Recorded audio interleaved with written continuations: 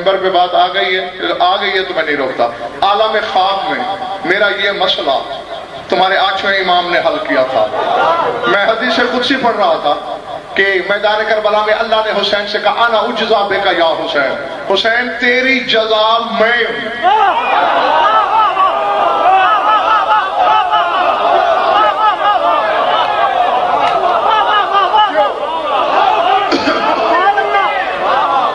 جیتے رہو جب تک تمہارا دل چاہے.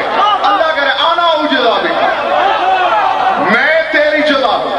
اب ظہیر بھائی 4 حرف علم کے تو میں بھی پڑھا ہوا ہوں, میں جانتا ہوں جزا ملک اور پورے سلے کو کہتے ہیں.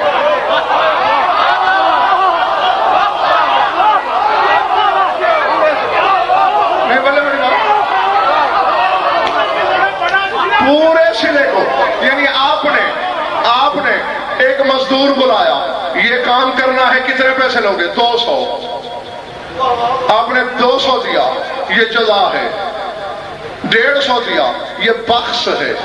250 دیا, یہ عطا ہے. 200 جزا ہے, پورا سلا مزدوری کی قیمت ہے. اللہ کہہ رہا ہے تو میرے دماغ میں انکار نہیں آیا, چکر آیا. جو ہو حسین بندہ ہے, خدا بندے سے کہہ رہا ہے میں تیری جزا ہوں.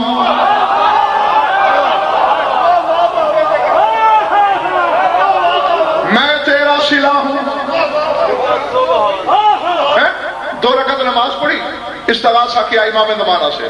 خواب میں دیکھ رہا ہوں کہ میں مشہد میں ہوں, یہ مسجد گوہر شاد والے دروازے کی طرف سے گزر رہا ہوں, تو کسی نے مجھے بتایا کہ جدھر سونے کی سبیل ہے کہ اس صحن میں سرکار درس دے رہے ہیں. میں جلدی چلا کے سرکار کا درس سنوں. جو ہی پہلے تو بڑے شوق سے چلا, چہرے پہ نظر پڑی, جلال الہی سے بدن پہ لرزہ طاری ہو گیا. میں پچھلی صف میں جوتیوں میں بیٹھنے لگا.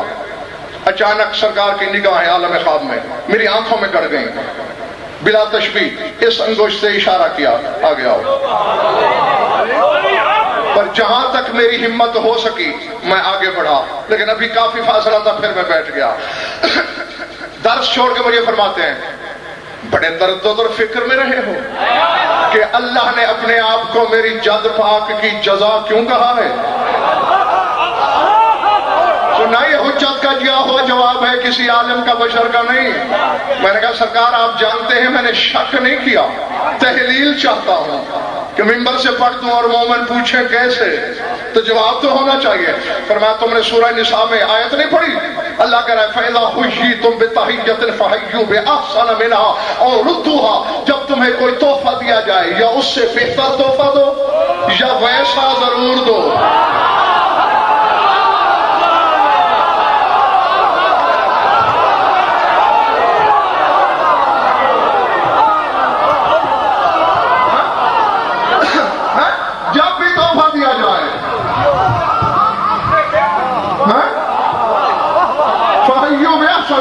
یا اس سے آسن دو اور دو یا ویسا ضرور دو.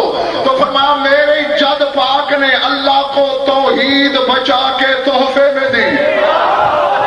اب توحید سے بہتر شاید اس کے پاس نہیں تھی, اللہ نے وہی حسین کو لوٹا دی.